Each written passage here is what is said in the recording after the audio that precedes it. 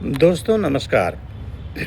मैं मुरली मनोहर प्रसाद अपने इस चैनल माइक स्क्वायर 7750 पे एक बार फिर से हाजिर हूँ। और जैसा आप जानते हैं, हमारे इस चैनल का मकसद है कि जो भी नए प्रकार के फ्रॉड या किसी प्रकार की कुछ आम जनता के साथ होती है जो मेरी नज़र में आता है, वो आपके साथ शेयर करूं। क्योंकि मेरा मकसद है अवेयरनेस इज़ योर सिक्योरिटी। आप जितना अवेयर होंगे उतना ही सिक्योर्ड होंगे। मैं कोई पत्रकार नहीं हूँ, मैं कोई जर्नलिस्ट नहीं हूँ, मैं एक आम आदमी हूँ। और एक आम आदमी का दायित्व है कि जितनी बातें कुछ गलत उसके नज़र में आती है तो वो सारे लोगों को रूबरू कराए, ताकि बाकी लोग इन बातों से एक लेसन, एक शिक्षा लेकर अपने आप को सुरक्षित रखें, अपने परिवार को सुरक्षित रखें, अपने दोस्तों को सुरक्षित रखें, अपने देश को सुरक्षित रखें और अपनी प्रगति करें।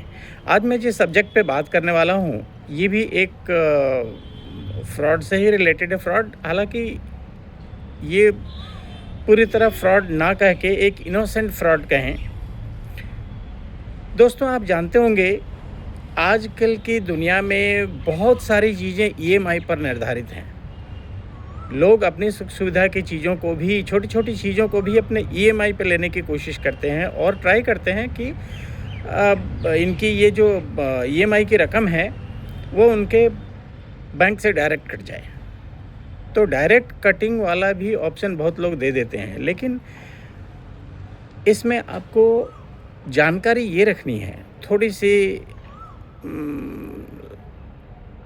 ऐसा अपने आप को सचेत बनाना है कि आपके जो पैसे ईएमआई में कट रहे हैं वो किसी प्रकार से ख़राब ना हो, आपके लूटे न जाएं।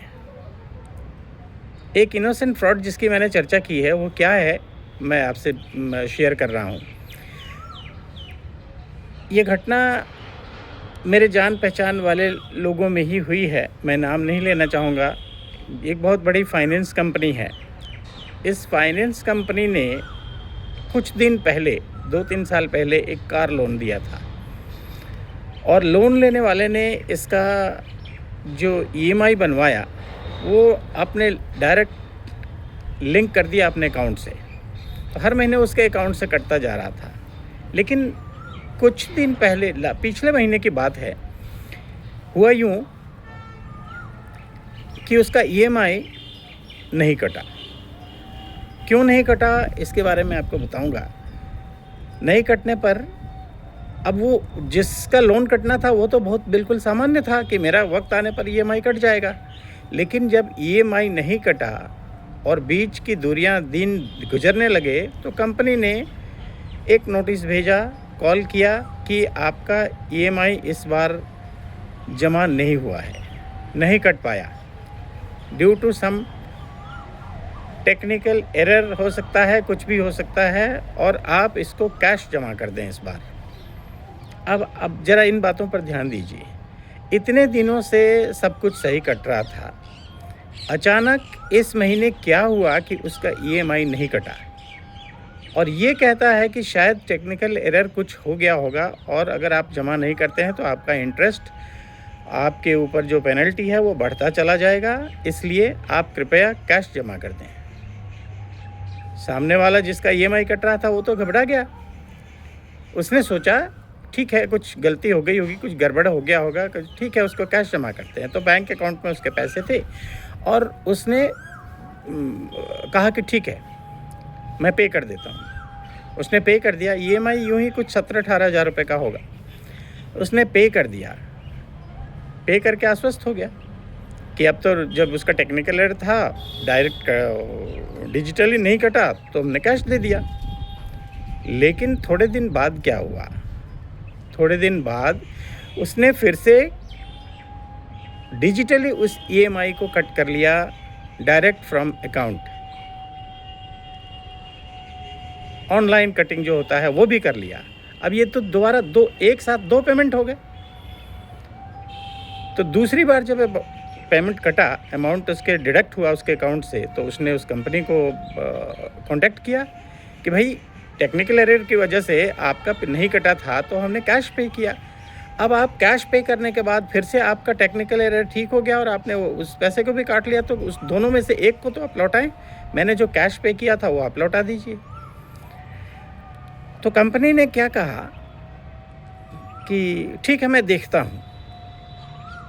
ये शब्द हैं उनके कर्मचारियों के। जब वो रिमाइंडर देने में थकते नहीं हैं, जब उनके पेमेंट में लेट होने लगता है तो वो फटाफट हर एक के बाद एक रिमाइंडर देना शुरू करते हैं और अपने पैसे की उगाही के लिए ब्लेम भी करने लगते हैं कि आप नहीं देंगे तो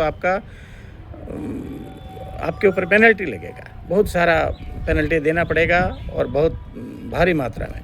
इसलिए लेकिन इस बार जब 2 बार उन्होंने अपने आप से पैसे काट लिए तो अब रिटर्न करने के लिए आनाकानी करने लगे। मैं देखता हूँ। ये कौन सा जेंटलमैनशिप है? 10 दिन बीत गए, 20 दिन बीत गए, 25 दिन बीत गए, अभी देखता हूँ उनका ख़त्म नहीं हो रहा है। जिसके पैसे कटे थे वो बेचारा व्यक्ति रिमाइंडर पर रिमाइंडर, मेल पे मेल भेजता रहा, लेकिन अब तक उसकी कोई सुनवाई नहीं हुई। तो मैं यहाँ इस बात को कहना चाहता हूँ कि एक कंपनी में आज तक सब कुछ ठीक था, अचानक टेक्निकल एरर हो गया।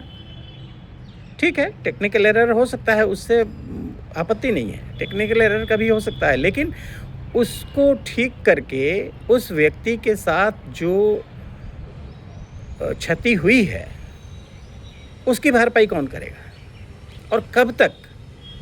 कोई मानदंड है, कोई समय सीमा है? 5 दिन, 10 दिन, 15 दिन, 20 दिन, 25 दिन, इतने दिनों तक आपने उसके दो अमाउंट को अटका के रखा, उस पर इंटरेस्ट कौन देगा? कंपनी ने कभी सोचा नहीं। तो कंपनियां इस तरह के हथकंडे भी अपना रही है। इस पर हम इसको टेक्निकल एरर कहें या हथकंडा कहें, क्या कहें? 5-7 दिन में अगर सॉल्व हो जाता तो हम इसे टेक्निकल एरर मान लेते, 2-3 दिन में सॉल्व हो जाता तो टेक्निकल एरर मान लेते, 15 दिन में सॉल्व हो जाता तो टेक्निकल एरर मान लेते। उनका पूरा का पूरा कंपनी का सिस्टम क्या कर रहा है? क्यों लोगों के साथ इतनी बदतमीजी से पेश आ रहा है और उनके पैसों को अब काफ़ी दिन रखने के बाद धीरे से लौटा देगा? इतने दिनों का इंटरेस्ट कंपनी के पास, ऐसे हज़ारों लाखों लोगों के साथ वो कंपनी करती होगी। तो इसकी देखभाल कौन करेगा? इसको एक इनोसेंट फ्रॉड का नाम हम दे सकते हैं, इनोसेंट फ्रॉड। तो आप जितने लोग EMI देने वाले होंगे, ज़रा उस कंपनी के बारे में विशेष ध्यान रखें और बीच बीच में उनसे कंसल्ट करके पूछें कि अगर 2 EMI कट जाता है, एक डिजिटली और एक बाई कैश, तो एक को लौटाने में आपका कितना वक्त देंगे आप, और इसका आपके पास क्या SOP है? आप किस तरीके से इस पैसे को लौटाएंगे? क्या कोई कानून है आपके कंपनी में? तो ज़रा आप सबसे निवेदन है कि जो लोग EMI से सारा काम करते हैं वो अपने पैसों का ज़रा सा ध्यान दें। आपका हार्ड अर्न मनी है, और उस कंपनी से फ़ोन करके उसके मैनेजिंग डायरेक्टर से, उसके अकाउंट सेक्शन से, उसके जो काम करने वाले लोग हैं उनसे पूछिए। तो आज का मेरा टॉपिक यही था, इस पर ध्यान दें और आगे बढ़ें। धन्यवाद।